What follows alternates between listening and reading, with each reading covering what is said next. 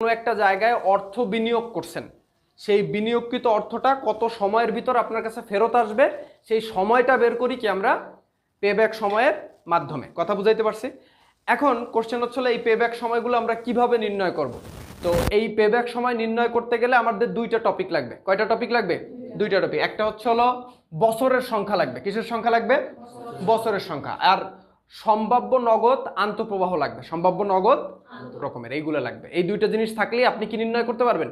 যে কোনো প্রকল্পের পেব্যাক সময় নির্ণয় করতে পারেন। সময় মানে তো বুঝছেন, এই পিরিয়ড মানে তো বুঝতে পারছেন যে কত সময়ের ভিতর টাকাটা ফেরত আসবে, বিনিয়োগকৃত টাকাটা কত সময়ের ভিতর আমার কাছে ফেরত আসবে। কথা আছে তো? আচ্ছা, এটা করার যে কনসেপ্টটা আমি দুইটা নিয়মে দেখাই দেবো। এখানে সকল বোর্ড 2017-র গদাগে বসে যে শান্তা প্রকল্পের পেব্যাক সময় নির্ণয় করো। এখানে দুইটা প্রকল্প দেওয়া আছে, একটা হলো শান্তা প্রকল্প আর একটা হলো কি শম্পা প্রকল্প। আমরা শুধুমাত্র কোনটা নির্ণয় করব? শান্তা প্রকল্প।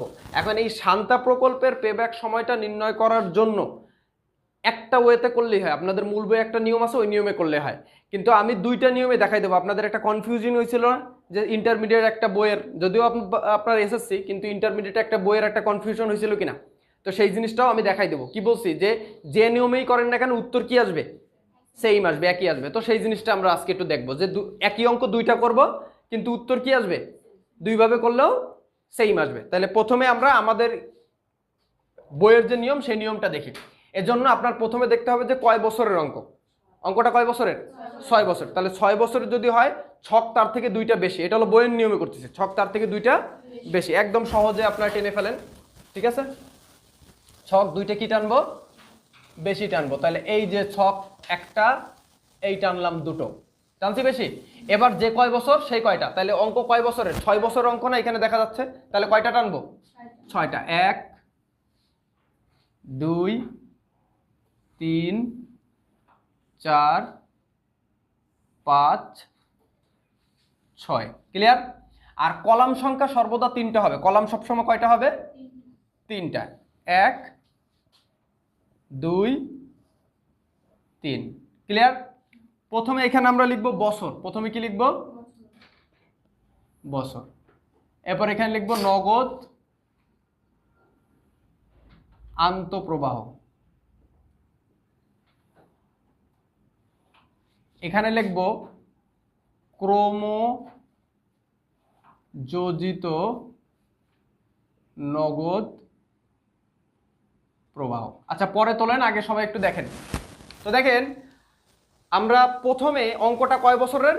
6 বছরের। তাহলে আমরা প্রথমে শুরু করব শূন্য দিয়ে। প্রথমে শুরু করব কি? 6 বছর হোক, 5 বছর হোক, 2 বছর হোক, 3 বছর হোক, শুরু করব কোন বছর দিয়ে? 0 বছর দিয়ে।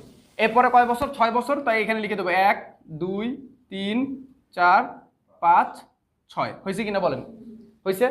এবার প্রশ্ন হচ্ছে এই 0 বছরে যেটা, এই 0 বছরে যে টাকাটা বসবে সেটা হচ্ছে প্রাথমিক বিনিয়োগের টাকাটা। কোন বিনিয়োগের টাকাটা? প্রাথমিক। এখন প্রাথমিক বিনিয়োগটা কোথায় পাবেন? দেখেন অঙ্কটা পড়ি।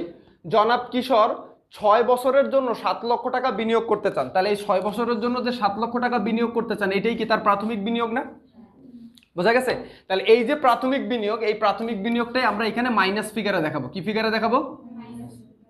70,000। 70,000 না 7 লক্ষ? 7 লক্ষ। তাহলে এখানেও দেখাবো কত? মাইনাস। যেটা থাকবে সেটা লিখে দেবো, সমস্যা আছে? এটা হলো আপনাদের বইয়ের নিয়মে করতেছে, ঠিক আছে? মানে আপনাদের মূল বইয়ের নিয়মে। এরপরে প্রথম বছরে আয় কত? আমরা শান্তা করতেছি না, শান্তারটা করতে বসে তো। তাহলে শান্তার প্রথম বছরে আন্তঃপ্রবাহ কত? 2 লাখ। আমাকে একটু বলেন তো, 2,30,000। তারপরের বছর 1,80,000। তারপরের বছর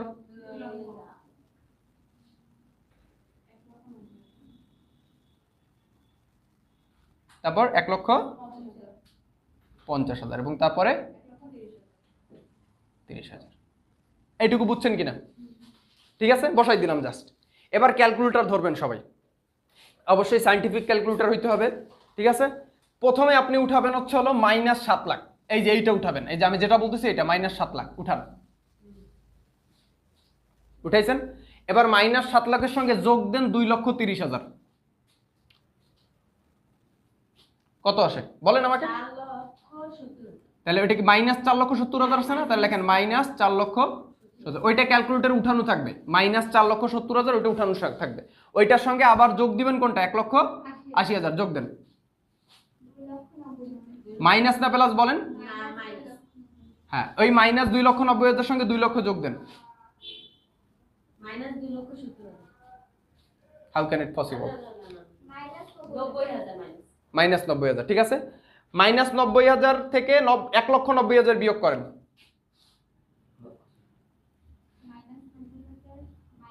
মাইনাস 90,000 প্লাস 1,90,000।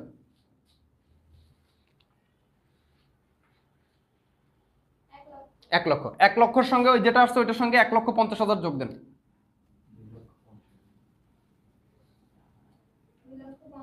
তাহলে এটা এই 2,50,000 সঙ্গে 1,30,000 যোগ দেন।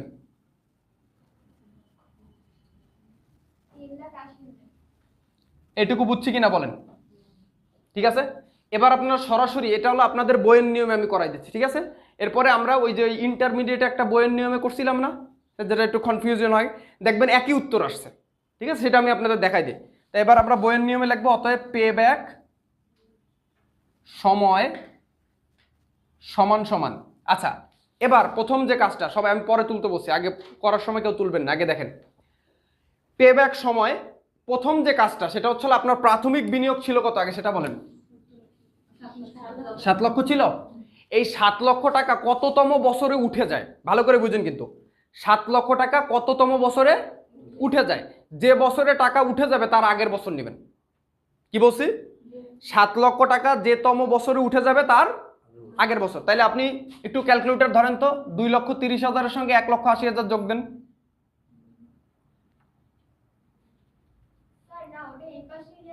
না, আমি যেটা বলি সেটা শুনেন। 2,30,000 সঙ্গে 1,80,000 যোগ দেন। ওইটার সঙ্গে যদি 2 লক্ষ যোগ দেন তাহলে হয় কত? 6 লক্ষ। ওর এবার দেখেন এখানে এই 3 বছর পর্যন্ত আসছে কত যোগ দিয়ে? আমি একটু রাফে এখানে লিখে দিই আপনাদের বোঝানোর জন্য। 6 লক্ষ। এখন এটা হলো কততম বছরে? তৃতীয়তম বছরে। কোন বছরে? তৃতীয়তম বছরে। এখন চতুর্থ বছর 1,90,000 সঙ্গে যদি এটার সঙ্গে যদি আমরা 1,90,000 যোগ দেই, তাহলে এটা কি 7 কত হয় বলেন তো? 7 লক্ষের বেশি হয়ে যায় না? আমার বিনিয়োগ কত ছিল? তাইলে আমি যদি চতুর্থ বছরেরটা যোগ দেই তাহলে আমার হয়ে যায় কত? 7 লক্ষের বেশি হয়ে যায় কিনা? তাহলে 7 লক্ষ বেশি হয়ে যায় মানে কি 7 লক্ষ টাকা এই চতুর্থ বছরে যায় কি আমার উঠে যায় না? উঠে যায় কিনা? তাহলে 7 লক্ষ টাকা যদি আমার চতুর্থ বছরে উঠে যায়, তাহলে আমরা কি ওই বছর নিব না তার আগের বছর নিব? তার আগের বছর। তাহলে 7 লক্ষ টাকা উঠে যায় কোন বছর? চতুর্থতম বছরে। তাহলে চতুর্থতম বছরের আগের বছর কোনটা? তাহলে এখানে আমরা সুন্দর করে লিখবো কত? যোগ। আপনি যেটা বলছেন আমি সেটা বুঝছি, সেটা আমি বলে দিচ্ছি, ঠিক আছে। যোগ দিব। তাহলে এই 3 কোন জাত থেকে পাইছি বুঝছি তো? ওই 7 লক্ষ থেকে কিভাবে 3 আনলাম বাইর করে বোঝা গেছে? যে বছর টাকাটা উঠে যাবে বিনিয়োগকৃত টাকা তার আগের বছর। ক্লিয়ার? ওকে। যদি এখন চতুর্থতম বছরে 7 লক্ষ টাকাই হইতো যোগ করে, এইটা যোগ দিয়ে যদি 7 লক্ষ, তাহলে চতুর্থতম বছরটাই নিতাম না, তাও আগে না, সেক্ষেত্রে চতুর্থতম বছরটাই নিতাম। সমান নিব বা তার কম নিব, কিন্তু বেশি নিতে পারবো না। বুঝাইতে পারছি? সমান নিব বা তার কম নিব, কিন্তু তার থেকে বেশি নিতে পারবো না। তাহলে এবার আমরা এটাকে 3 লিখে এবার আমরা ডিভাইডেড করব। বুঝাইতে পারছি? ডিভাইডেড করার পরে যে বছরটা আপনি নিছেন সেই বছর, এই যে এই বছর কোনটা? এই তৃতীয় বছর নিছেন না এখানে, সেই বছরের ক্রমযোজিত নগদ প্রবাহকে রাখবেন উপরে। ক্রমযোজিত নগদ, ওই যে বছর নেবেন সেই বছরের ক্রমযোজিত নগদ প্রবাহকে রাখবেন কোথায়? উপরে। তাহলে উপরে লেখেন 90,000 লিখছি। আর তার পরবর্তী বছর, তাহলে তৃতীয় বছরের পরবর্তী বছর কোনটা? চতুর্থ বছর না? চতুর্থতম বছরের নগদ প্রবাহ নেবেন, নগদ আন্তঃপ্রবাহ নেবেন। তাহলে চতুর্থতম বছরের নগদ আন্তঃপ্রবাহ কত? 1,90,000। তাহলে এখানে ডিভাইডেড করবো 1,90,000, ঠিক আছে। এবার 3 যোগ, এবার 90,000 ভাগ 1,90,000 দেন।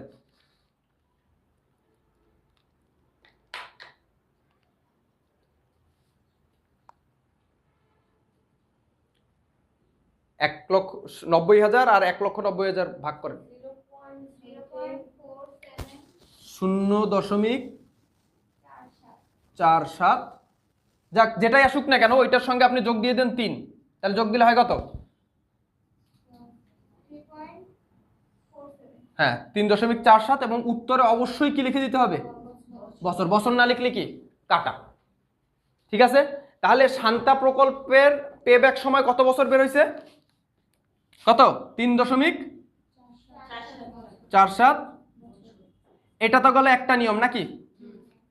আর একটা নিয়ম আছে না? সেই নিয়মটা আমরা একটু দেখে ফেলি। ওই যে নিয়মটা আমাদের একটু কনফিউজিং হয়,